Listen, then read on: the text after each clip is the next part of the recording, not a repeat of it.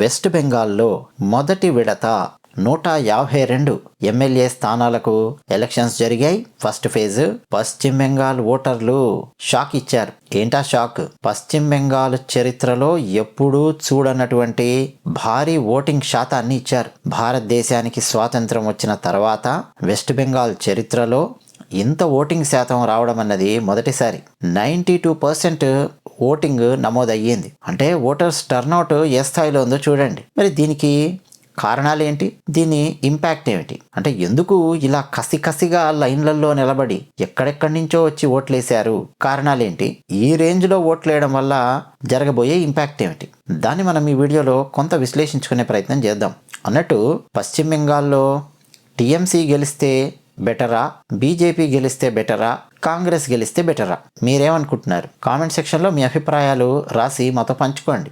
ఎందుకు గెలవాలి అని చెప్పి అనుకుంటూ ఉన్నారు? ఆలోచించండి. అంటే దేశ రాజకీయాల మీద మీకెంత అవగాహన ఉందో తెలుసుకోవడం కోసం ఈ ప్రశ్న వేస్తూ ఉన్నాను. ఇక విషయానికి వస్తే భారీ ఓటింగ్ శాతానికి ప్రధానమైన కారణము ఎస్ఐఆర్, స్పెషల్ ఇంటెన్సివ్ రివిజన్. తమిళనాడులో కూడా దాదాపు 85% దాకా ఓటింగ్ నమోదు అయ్యింది. కానీ వెస్ట్ బెంగాల్ 92% అంటే బీభత్స భయానకమైన ఓటింగ్ శాతం. స్పెషల్ ఇంటెన్సివ్ రివిజన్ చేయడం వల్ల మరణించిన వాళ్ళ ఓట్లు, ఊరు విడిచి వెళ్ళిపోయిన వాళ్ళ ఓట్లు, నకిలీ ఓట్లు ఈ జాబితా నుంచి తొలగించారు. ఎవరు? ఎన్నికల సంఘం వాళ్ళు.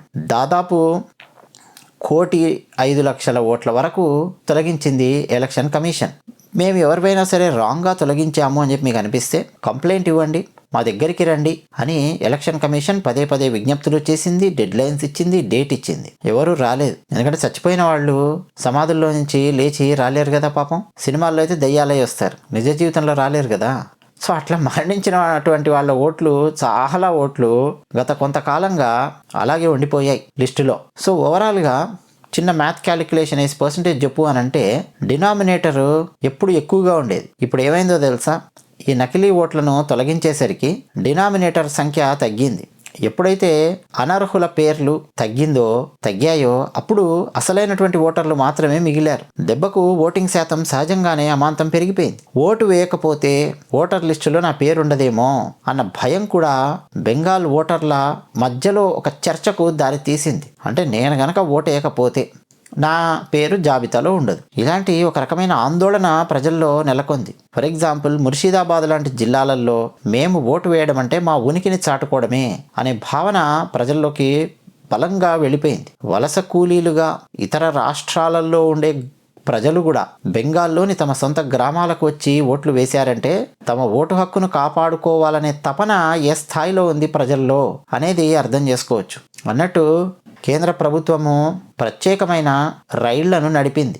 పశ్చిమ బెంగాల్కు ప్రత్యేకమైన రైళ్లను నడిపింది. వేరే రాష్ట్రాలలో ఉండే వలస కూలీలు ఇంకా ఇతరులు ఎవరైనా సరే వెస్ట్ బెంగాల్కు చెందినటువంటి వాళ్ళు ఖచ్చితంగా వచ్చి ఓటేసే విధమైనటువంటి సదుపాయాలు కల్పించింది. మరోపక్క ఓటు వేయకుండా రకరకాల అడ్డంకులు సృష్టించడానికి టీఎంసీ కూడా ప్రయత్నించింది. కొన్ని చోట్ల దాడులు గట్రా చేసే ప్రయత్నం చేసింది ఎప్పట్లాగే తన గుండాలను పెట్టుకొని. కానీ ప్రజలు భయపడలేదు. 92% ఓట్లు వేశారు అంటేనే పశ్చిమ బెంగాల్లో ప్రకంపనలు స్టార్ట్ అయ్యాయి. బెంగాల్ రాజకీయము నిజానికంటే ఎప్పుడూ వేడిగా ఉంటుంది. ఈసారి అధికారిక లెక్కలు ఇవన్నీ కొంచెం మనం గమనిస్తే అధికార టీఎంసీకి ప్రతిపక్ష బీజేపీకి మధ్య పోరు చావో రేవో అన్న స్టేజ్కి వెళ్ళిపోయింది. అధికార పక్షం ఏం చేస్తోంది అంటే కేంద్ర ప్రభుత్వం మా రాష్ట్ర ఉనికిని దెబ్బతీస్తోంది, మా వాళ్లను చేపలు తిననివ్వట్లేదు, మోడీ వస్తే మమ్మల్ని చేపలు తిననివ్వడు, ఇలాంటి పిల్లబిత్తిరి విషయాలన్నీ చెప్తూ మరోపక్క ఎన్ఆర్సీ లాంటి అంశాలను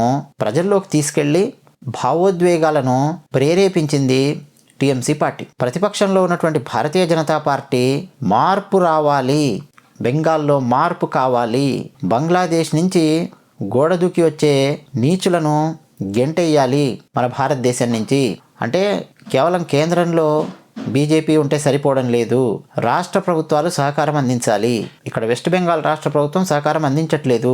4 ఓట్లు పడతాయి అనగానే దొంగ ఆధార్ కార్డులు ఇప్పించి, దొంగ ఓటర్ కార్డులు ఇప్పించి బంగ్లాదేశ్ గాళ్లను మన భారతదేశం లోపలికి ప్రవేశపెట్టి ఏంటంటో చేస్తున్నారు. సో అవినీతికి వ్యతిరేకంగా ఓటేయండి, మార్పు కావాలంటే దానికి ఓటు వేయండి అని బీజేపీ పిలుపునిచ్చింది. ఈ హోరాహోరీ పోరు ఓటర్లను పోలింగ్ బూతుల వైపుకు నడిపించింది. మరి ఈ భారీ ఓటింగ్ ఏం చెప్తుంది అంటే అండి, బై డిఫాల్ట్ సాధారణంగా భారీ ఓటింగ్ నమోదైతే దానికి 70% ఒక అర్థం ఉంటుంది, ఒక 30% ఇంకొక అర్థం ఉంటుంది. 70% అర్థం ఏంటంటే ప్రభుత్వ వ్యతిరేకత, యాంటీ ఇన్కంబెన్సీ. ఇది మీలో చాలా మందికి తెలిసే ఉంటుంది పదం.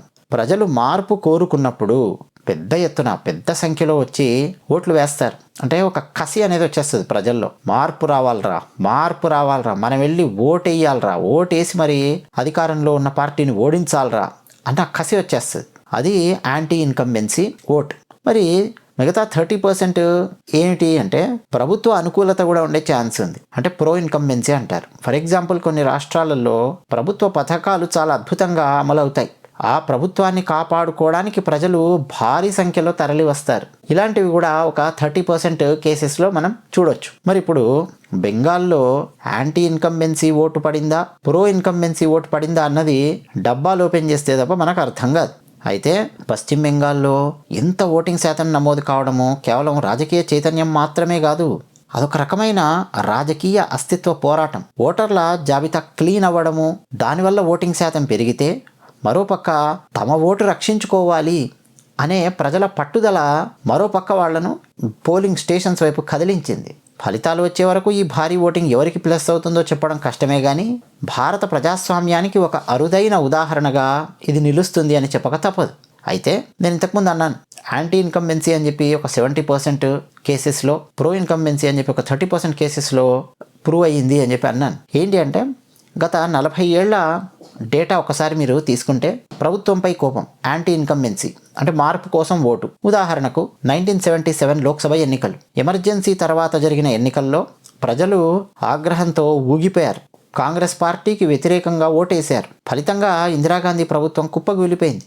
2014 లోక్సభ ఎన్నికలు తీసుకోండి. యూపీఏ ప్రభుత్వం మీద అవినీతి ఆరోపణలు, ధరల పెరుగుదల, విపరీతంగా చర్చ జరిగింది. పొద్దున్న లేస్తే పేపర్ తీస్తే ఏదో ఒక స్కామ్ కాంగ్రెస్ పార్టీ ఉన్నప్పుడు 2014 లోక్సభ ఎన్నికలకు ముందు.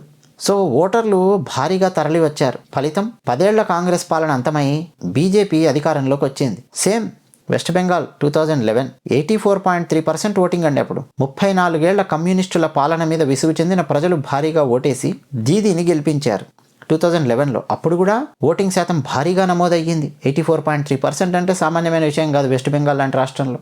ఇట్లా మనకు దాదాపు 70% కేసెస్ మనం తీసుకొని చూస్తే ప్రభుత్వ వ్యతిరేకత అనేది ప్రూవ్ అవుతుంది. ఎక్కువ శాతం ఓటింగ్ నమోదైతే. మరి 30% కేసెస్ ఏంటి అంటే ప్రభుత్వ పథకాల మీద మక్కువ, ప్రో ఇన్కంబెన్సీ, వాటిని రక్షించుకోవాలి అనే తపనతో ఓటేయడం. అంటే ఆ ప్రభుత్వం కనుక పోతే తమకొచ్చే లబ్ధి ఆగిపోతుందేమో అన్న భయం కూడా కొంతమందిలో ఉంటుంది. అందుకని చెప్పి కూడా ప్రజలు భారీగా వస్తారు. వెల్ఫేర్ స్కీమ్స్ నచ్చొచ్చు. For example Narendra Modi garu second time PM అయిన టైంలో 2019 లోక్సభ ఎన్నికలు తీసుకొని చూడండి. భారత చరిత్రలో అత్యధిక శాతం ఓటింగ్ నమోదయ్యింది దేశమంతటా, 67.4%. అదే చాలా ఎక్కువ దేశమంతటా. చాలా మంది ఏమనుకున్నారు తెలుసా, అప్పుడు పడిందిరా బీజేపీకి పాతాళ గూటం, అయిపోయిందిరా ఇలా పని, యాంటీ ఇన్కంబెన్సీ ఓటు పడింది, ఇంటికి పోతుంది బీజేపీ అనుకున్నారు. కానీ మోదీ ప్రభుత్వం అమలు చేస్తున్నటువంటి ఉచిత గ్యాస్, ఉచిత ఇళ్ళు ఇలాంటి పథకాలు, అలాగే స్వచ్ఛ భారత్ ముందుకు తీసుకెళ్లడం, అలాగే నరేంద్ర మోదీ గారు తీసుకున్నటువంటి సాహసోపేతమైన నిర్ణయాలు, ఇవన్నీ బాగా నచ్చాయి జనాలకి. డిమానిటైజేషన్ తర్వాత ఏం జరిగిందో చూశారు మొత్తం. అసలు సర్జికల్ స్ట్రైకులు, ఇవన్నీ ఒక్క రేంజ్లో నరేంద్ర మోదీ గారికి మళ్ళీ పట్టం కట్టారు. అప్పుడు కూడా ఓటింగ్ శాతం ఎక్కువగా ఉంది. బట్ ఓటింగ్ శాతం ఎక్కువగా ఉంది కదా, బీజేపీ ఓడిపోతుంది అని చెప్పి విశ్లేషకులు అనుకుంటే అది జరగలేదు. 2023 తెలంగాణ ఎన్నికలు తీసుకోండి. గతంతో పోల్చితే గ్రామీణ ప్రాంతాల్లో ఓటింగ్ శాతం పెరిగింది. అది ఏమనుకున్నారంటే ఒక వర్గం ప్రజలు ప్రభుత్వ పథకాల కోసం వేస్తే మరికొందరు మార్పు కోసం వేశారు. అఫ్కోర్స్ ప్రభుత్వం మారింది, యాంటీ ఇన్కంబెన్సీ పడింది. కానీ మరీ టీఆర్ఎస్ పార్టీ దారుణంగా ఏమీ ఓడిపోలేదు. 2023 ఎలక్షన్స్లో మీరు చూస్తే గుడ్డిలో మెల్ల అన్నట్టు కూడా కాదు, బెటర్ పర్ఫార్మెన్సే ఇచ్చింది బీఆర్ఎస్.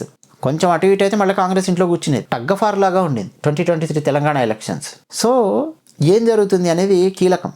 కొన్ని చోట్ల హై స్టేక్స్ ఉంటాయి, అంటే ఉత్కంఠభరితమైన పోటీ ఉంటుంది. For example 2019 Andhra Pradesh elections, YSR Congress అలాగే టీడీపీ మధ్య హోరాహోరీ పోరు. 79.8% భారీ ఓటింగ్ నమోదయ్యింది. గెలుపు మార్జిన్లు తక్కువగా ఉంటాయేమో అన్న ఆందోళన ప్రజలను పోలింగ్ బూతుల వైపుకు నడిపించింది. సో క్లుప్తంగా మనము కంక్లూడ్ చేసి చెప్పాలి ఫైనల్గా అంటే అత్యధిక ఓటింగ్ పడిందా, ఒక సైలెంట్ వేవ్ వస్తుంది అని చెప్పి అర్థం. 70% అర్థం అదే. అంటే నిశ్శబ్ద తరంగం ఒకటి ప్రజల్లో ఒక వేవ్ దూసుకొని వస్తుంది, సునామీ లాగా, అది నిశ్శబ్దంగా వస్తుంది. సో ఇప్పుడు 92% బెంగాల్లో పడింది అంటే ఒక నిశ్శబ్ద తరంగము ప్రచండ వేగంతో దూసుకొస్తోంది అని 70% అర్థం. మార్పు వచ్చే అవకాశం ఉంది అనేది 70% అర్థం. ఒకవేళ నార్మల్ ఓటింగ్ పడింటే యథాస్థితి కొనసాగొచ్చు, స్టేటస్ కో అని చెప్పి అనుకోవచ్చు, అంటే అధికార పార్టీ మళ్ళీ గెలవచ్చు అని చెప్పి. లో ఓటింగ్ పడింది అనుకోండి, తక్కువ ఓటింగ్ కనుక పడితే ఓటర్లలో ఉదాసీనత ఉంది అని చెప్పి అర్థం. సో దట్ అధికార పార్టీకి బలం వస్తుంది. సో అధికార పార్టీ ఎప్పుడు కూడా ఓటింగ్ శాతం తక్కువ నమోదవ్వాలి అని చెప్పి చూసుకుంటూ ఉంటుంది. ఇప్పుడు రివర్స్లో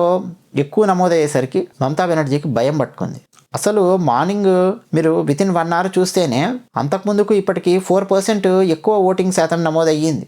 ప్రీవియస్ బెంగాల్ ఎలక్షన్స్లో 50% దాకా నమోదైతే మార్నింగ్ 9 o'clock, నిన్న 19% దాకా నమోదయ్యింది. ఆల్మోస్ట్ మధ్యాహ్నము వచ్చేసరికి అంతకుముందు 55% ఏదో నమోదయ్యి ఉంటే 62% నమోదైంది ఈసారి. అంటే ఓటర్లు కసికసిగా వచ్చి లైన్లలో నిలబడి ఓట్లు గుద్దుతూ ఉన్నారు. మరి ఓట్లు గుద్దడం మమతా బెనర్జీ సీటుకి ఎసరు పెట్టడానికా, లేకపోతే ఇంకేం చాటి చెప్పదలుచుకున్నారు అన్నది ఆసక్తికరంగా ఉంది. అయితే ఇప్పుడు జరిగింది ఫస్ట్ ఫేజే, అది మర్చిపోవద్దు.